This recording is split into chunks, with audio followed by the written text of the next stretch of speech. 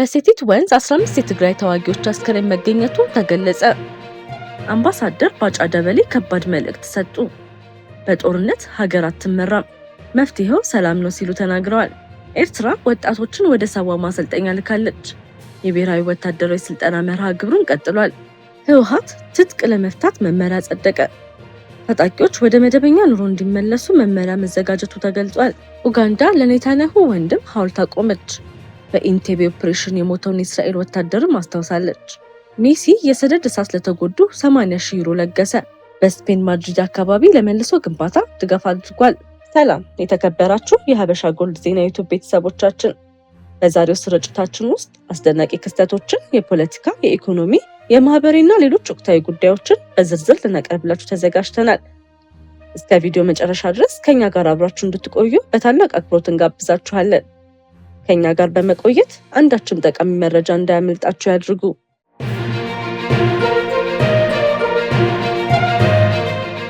ወደ ዝርዝር መረጃዎቻችን እናልፋለን። የራያ አላማጣ ውጥረት ጨምሯል። የህወሓት ታጣቂዎች መግባታቸው ተገልጿል። ነዋሪዎችም ወደ ቆቦ እየተሰደዱ ነው ተብሏል። የራያ ግንባር ውጥረት ነግሷል። የጦርነት ዝግጅትም ቀጥሏል ተብሏል። የአውሮፓ ህብረት ሁለቱም ወገኖች ወደ ሰላም እንዲመለሱ ጠይቋል። ሱዳንን ከኢትዮጵያ ጋር በሚያዋስነው የሴቲት ወንዝ ውስጥ 15 የትግራይ ተዋጊዎች አስከሬን መገኘቱን የሱዳን የሕክምና ባለሙያዎች መግለጻቸው ተሰማ።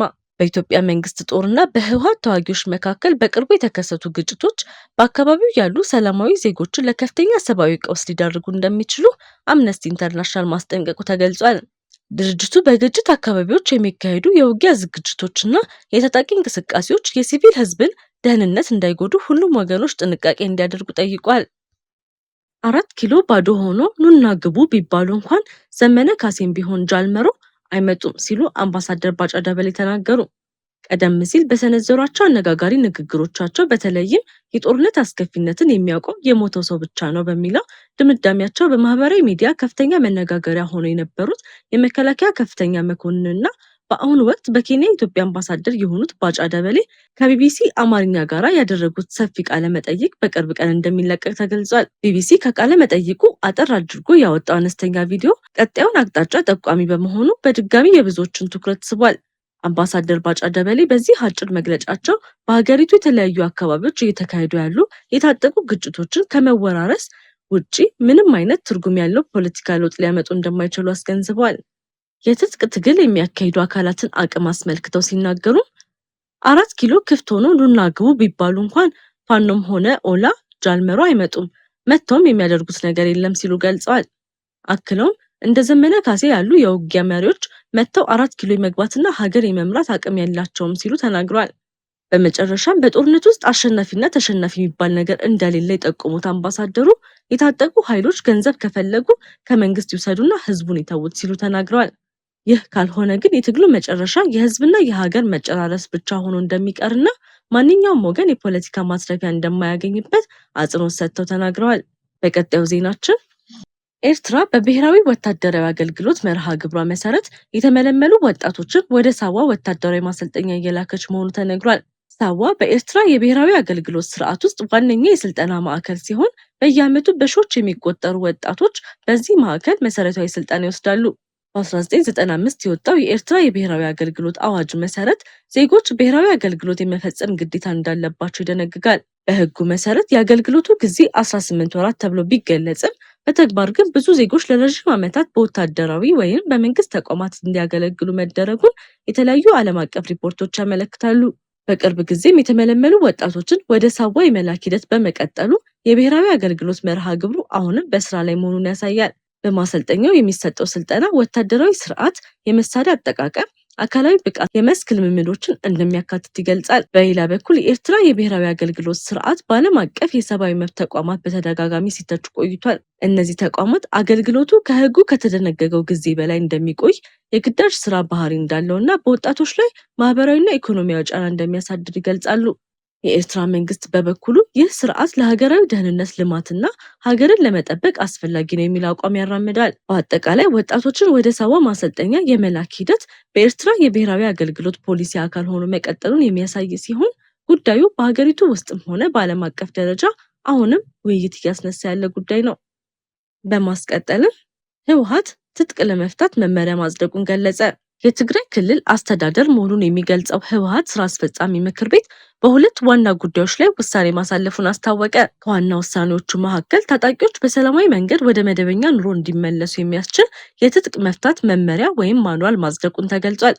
በመመሪያው መሰረት ከመጋቢት 2017 ዓ.ም ጀምሮ በተለያዩ ምክንያቶች ታጥቀው የሚንቀሳቀሱ ተጋሩ ጥሪውን ተቀብለው ትጥቃቸውን በመፍታት ወደ መደበኛ ህይወታቸው እንዲመለሱ ደህንነታቸውን በማረጋገጥ ወደ ልዩ ልዩ የስራ መስኮች እንዲገቡ የሚያግዝ ስርዓት እንደተዘጋጀ ተገልጿል። የትግራይ የሰላምና ጸጥታ ቢሮ በቅርቡ የመመሪያውን ዝርዝር ማብራሪያ እንደሚሰጥም ተጠቅሷል። ሁለተኛው ውሳኔ የገቢ ማሰባሰቢያ አፈጻጸም ግምገማ ህወሓት በተጨማሪ በትግራይ መልሶ ግንባታ ተጎጆችን ለመደገፍና ተፈናቃዮችን ለማቋቋም የሚሰበሰብ ብሔራዊ ገቢ ማሰባሰቢያ ሂደት መገምገሙንም ገልጿል። በግምገማው የስራ አፈጻጸም ተስፋ ሰጪ መሆኑ ተገልጾ ሂደቱ ከሙስና የጸዳ የራስን አቅም የሚያጎለብት እንዲሆንም መመሪያ መሰጠቱ ተነግሯል። ይህ ውሳኔ የተሰማው በትግራይ የፖለቲካ ውጥረት እየጨመረ መሄዱ በተገለጸበት በዚህ ወቅት ነው። ህወሓትና የፌዴራል መንግስት መካከል በተለያዩ ጉዳዮች ላይ ልዩነቶች እንዳሉ ሲገለጽም ቆይቷል። በሌላ ዜናችን ኡጋንዳ በኢንቴቤ አየር ማረፊያ ለዮናታን ኔታንያሁ የመታሰቢያ ሐውልት አስመረቀች። የኡጋንዳው የጦር አዛዥ ጀነራል በሚመሩት ስነ ስርዓት የተመረቀው ይህ ሐውልት ዮናታን ኔታንያሁ በ1976 ዓ.ም በኢንቴቤ ኦፕሬሽን ወቅት ህይወታቸውን ማጣታቸውን ለማስታወስ ተተክሏል። ዮናታን ኔታንያሁ የእስራኤሉ ጠቅላይ ሚኒስትር ቤንጃሚን ኔታንያሁ ታላቅ ወንድም ሲሆኑ በእስራኤል የልዩ ኃይል አዛዥ ነበሩ። እንደ አውሮፓውያን አቆጣጠር ሐምሌ 1976 በኢንቴቤ አየር ማረፊያ በተካሄደው የታገቱ ተሳፋሪዎችን የማስለቀቅ ዘመቻ ሲመሩ ተገለዋል።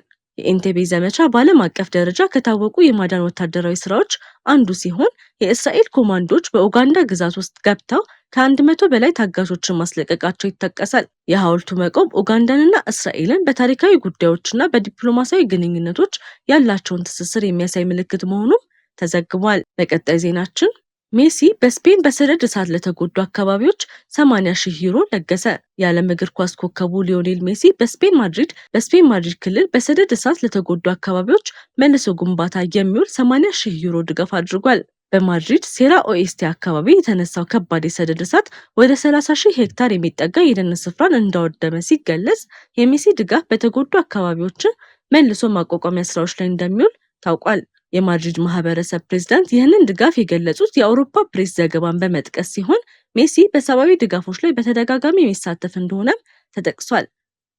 ሊዮኔል ሜሲ ከዚህ ቀደም በስፔን የተከሰቱ የሰደድ እሳት አደጋዎችን በተመለከተ ለቀይ መስቀል ድጋፍ ሲያደርግ ቆይቷል። በቫሌንሺያ የጎርፍ አደጋ ሰለባዎች፣ በቬንዙዌላ የመሬት መንቀጥቀጥ ተጎጂዎችም ከባለቤቱ አንቶኒላ ጋር በመሆን እርዳታ ማበርከቱ ይታወሳል። በተጨማሪም በጋሃራን ፋውንዴሽን በኩል 500,000 ዩሮ በመደገፍ በካንሰር ለተጠቁ ህፃናትና ለሆስፒታሎች ድጋፍ አድርጓል። ሜሲ በእግር ኳስ ሜዳ ላይ ባለው ታላቅ ብቃት ብቻ ሳይሆን ከሜዳ ውጪ በሚያሳየው የሰብአዊ ተግባርም ዓለም አቀፍ ተወዳጅነትን አትርፏል። ወደ ቀጣዩ መረጃችን ስናልፍ ህወሓት ታጣቂዎቹን በራያ አላማጣ አስገብቷል። ነዋሪዎች ወደ ቆቦ ከተማ በመሰደድ ላይ መሆናቸውንም ምንጮች ጠቁመዋል። በራያ አላማጣና አካባቢው የህወሓት ታጣቂዎች በብዛት መግባታቸው ተሰምቷል። በአካባቢው የጦርነት ስጋት ማየሉን የዓይን እማኞች ተናግሯል። በጨርጨር ቢሶበርና ዋጃ መስመሮች ሰፊ የኃይል ስምሪት በመደረጉ ከተማዋ በወታደራዊ እንቅስቃሴዎች ማየሉ ተሰምቷል። የጦርነት ስጋትን በመሸሽ ወደ ቆቦ የሚደረገው ስደት የቀጠለ ሲሆን በከተማዋ በምሽት ተንቀሳቅሶ መኖር አለመቻሉና ቤት ለቤት ዝርፊያ መስፋፋቱን ተናግሯል። ከትናንትና ጀምሮ የትራንስፖርት እንቅስቃሴ መቆሙም ተገልጿል። ባንኮች የጥሬ ገንዘብ እጥረት እንደገጠማቸውን ምንጮች አስረድተዋል። በአሁኑ ወቅት ከ2,000 ብር በላይ ማውጣት ባለመቻሉ ነዋሪዎች 10% ኮሚሽን ከፍለው ከግለሰቦች ለመቀየር የተገደዱበት ሁኔታ ነው ያለው ተብሏል። ወደ ቀጣዩ መረጃችን ስናልፍ ህወሓት በራያ ግንባር በተለይም በትምህርት ቤቶች ውስጥ መድፎችንና ዙ-23 መሳሪያዎችን እያስጠጋ መሆኑን የአካባቢው ነዋሪዎች ለዙ ሀበሻ ገልጸዋል። ከዚህ በተጨማሪ በመሆን በዛሬው ዕለት ሐምሌ 28 ተጨማሪ ሰራዊት ማራገፉንና የጦርነት ዝግጅቱን መቀጠሉን ገልጸዋል። በተያያዘ ዜና ወታደራዊ አመራሩ በጦር ኃይሎችና ግንባሮች ውስጥ የሞባይል ስልኮችና የሳተላይት ስልኮችን አጠቃቀም በጥብቅ ለመቆጣጠር መመሪያዎችን አውጥቷል። በሞባይል ስልክ የሚደረጉ የተለያዩ ግንኙነቶች የሰራዊቱን እና የወታደራዊ መረጃዎችን ሚስጥሮች አሳልፈው በመስጠት አደጋን ስለሚፈጥሩ የሞባይል ስልክ ሙሉ ለሙሉ መከልከሉ ለአመራሮች ደብዳቤ ያሳውቋል። በተፈቀደላቸው የጦር ኃይሎች በስተቀር ማንም ሰው የሳተላይት ስልክ ግንኙነት ማድረግ አይፈቀድለትም ተብሏል። ይህንን መመሪያ የማያከብር ማንኛውም ወታደራዊ አካል ጥብቅ ወታደራዊ ዲሲፕሊን ቅጣት ይጣልበታል ተብሏል። የአውሮፓ ህብረት አሁን ላይ በትግራይ ክልል የተከሰተው ውጥረት እንዳሳሰበው ገልጾ ሁለቱ አካላት ወደ ሰላም እንዲመጡም ጥሪ አቅርበዋል። ወደ ቢዝነስ ዘገባችን ስናልፍ የዓለም የወርቅ ገበያ በአዲስ አቅጣጫ ሄዷል። ባለሀብቶች በቅርበት እየተከታተሉት ነው። ሐምሌ 9 2026 የዓለም የወርቅ ዋጋ በዚህ ሳምንት ከፍተኛ መለዋወጥን አሳይቷል። የዓለም ፖለቲካ ውጥረቶች፣ የአሜሪካ የገንዘብ ፖሊሲና የዶላር እንቅስቃሴ በወርቅ ዋጋ ላይ ጉልህ ተጽዕኖ አሳድረዋል። በሳምንቱ መጀመሪያ ባለሀብቶች ከዓለም አቀፍ አለመረጋጋት ለመጠበቅ ወደ ወርቅ በመመለሳቸው የወርቅ ዋጋ ከፍ ብሏል። ሆኖም የአሜሪካ ፌዴራል ሪዘርቭ ከፍተኛ የወለድ መጠን ለረዥም ጊዜ ሊቀጥል እንደሚችል የተሰጠው ምልክትና የመንግስት ቦንድ ትርፍ መጨመር ገበያውን ወደ ታች ጎትቶታል። የወርቅ ዋጋን ከፍ ያደረጉ ምክንያቶች በመካከለኛው ምስራቅ የተባባሰ የፖለቲካ ውጥረት፣ የአሜሪካ ዶላር መዳከም፣ ባለሀብቶች ወደ ደህንነት የሚጠበቅ ንብረት መሸሻቸው፣ የማዕከላዊ ባንክ ቀጣይ የወርቅ ግዢ ናቸው። የወርቅ ዋጋን ዝቅ ያደረጉ ምክንያቶችን ስንመለከት ከፍተኛ የወለድ መጠን ይቀጥላል የሚለው ግምት፣ የመንግስት ቦንድ ትርፍ መጨመር፣ ባለሀብቶች ያገኙትን ትርፍ ለማስጠበቅ የፈጸሙት ሽያጭ ናቸው። የዛሬውን የገበያ ሁኔታ ስንመለከት በዓለም ገበያ የ21 ካራት ወርቅ ዋጋ በ1 ግራም 131 የአሜሪካ ዶላር ከ78 ሳንቲም ደርሷል። የገበያ ተንታኞች በቀጣዮቹ ሳምንታት የፌዴራል ሪዘርቭ ውሳኔዎች፣ የዶላር እንቅስቃሴና የዓለም ፖለቲካ ሁኔታ የወርቅን ዋጋን የሚወስኑ ዋና ምክንያቶች እንደሚሆኑ ይገልጻሉ። የዛሬው የዜናችን ስፖንሰር ሀበሻ ጎልድ ነው። ወርቅ ጥራት ነው፣ ጥራት ደግሞ እምነት ነው። እውነተኛ ንጹህና ከፍተኛ ጥራት ያለው 21 ካራት ወርቅ ጌጣጌጥ ከፈለጉ ሀበሻ ጎልድ ትክክለኛ ምርጫው ነው። በኒውዮርክ የሚገኘው ሀበሻ ጎልድ በእጅ የተሰሩ ከፍተኛ ጥራት ያላቸው 21 ካራት የወርቅ ጌጣጌጦችን ለሰርግ፣ ለስጦታ፣ ለቤተሰብና ለዕለታዊ አጠቃቀም ያቀርባል። ተመጣጣኝ ዋጋ፣ የተረጋገጠ ጥራት፣ ፈጣን አገልግሎት፣ የደንበኞች እምነት። ዛሬውኑ ከታች ባስቀመጥንላችሁ ስልክ ይደውሉ ወይም በዋትሳፕ ያነጋግሩን። ሀበሻ ጎልድ፣ የሚታመን ጥራት፣ ዘላቂ ውበት። የተወደዳችሁ የሀበሻ ጎልድ ዜና ዩቲዩብ ቤተሰቦቻችን ለዛሬ ያዘጋጀናቸው ትኩስ አስፈላጊና ሰበር መረጃዎቻችን እስከዚህ ድረስ ነበሩ። ጊዜያችሁን ሰጥታችሁ ከኛ ጋር ስለነበራችሁ ከልብ እናመሰግናለን። ሁልጊዜ ፈጣን፣ ትክክለኛ፣ የተረጋገጠና ሚዛናዊ ዜና እንዲደርሳችሁ በየቀኑ በትጋት እየሰራ እንገኛለን።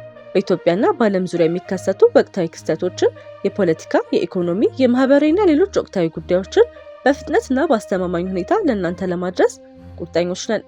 ከኛ ጋር ገና ካልተቀላቀላችሁ የሀበሻ ጎልድ ዜና ዩቲዩብ ቻናልን ሰብስክራይብ በማድረግ ቤተሰባችን ይሁኑ። እንዲሁም የደወል ምልክቱን በመንካት ማንኛውም አዲስ ዜናና ሰበር መረጃ በታተመ ቅጽበት እንዲደርሳችሁ ያድርጉ። ቪዲዮን ላይክ በማድረግ አስተያየታችሁን በመጻፍና ለወዳጆቻችሁ በማጋራት የምታደርጉልን ድጋፍ ለእኛ ትልቅ ብርታት አለው። ስለምትከታተሉንና ስለምትተማመኑብን ከልብ እናመሰግናለን። ሀበሻ ጎልድ ዜና፣ ፈጣን፣ ተአማኒና የተረጋገጠ መረጃ የሚገኝበት አድራሻ። እስከምንገናኝ ድረስ ሰላምና ጤና ከእናንተ ጋር ይሁን።